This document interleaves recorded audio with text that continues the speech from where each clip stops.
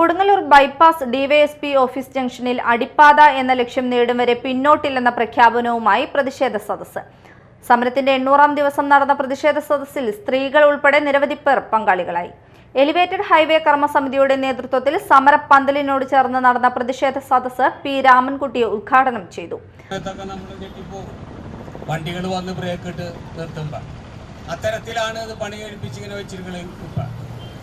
ആരുടെയൊക്കെയോ പ്രാർത്ഥന കൊണ്ട് എനിക്ക് തോന്നുന്നത് ഈ സമരത്തിൽ എല്ലാ ദിവസം സായാഹ്നത്തിലും ഇരുന്ന് പ്രാർത്ഥിക്കുന്ന ആ പ്രാർത്ഥനയുടെ ആയിരിക്കും ഒരു രക്തക്കുരുതി നമ്മുടെ മുന്നിൽ ഉണ്ടാവാതെ പോയത് എന്ന് ഞാൻ പൂർണ്ണമായി വിശ്വസിക്കുകയാണ്.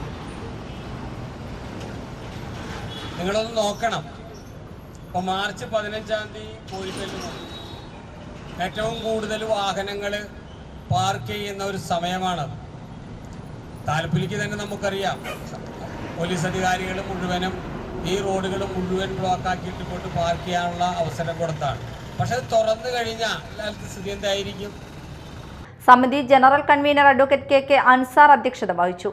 Doctor Sumedhan, CPM local secretary TP Prabhesh, പൊതുപ്രവർത്തകൻ Venu Vennara, PK Sathyaseelan, KC Jayan, PG Naiji, TP Arunkumar തുടങ്ങിയവർ സംസാരിച്ചു.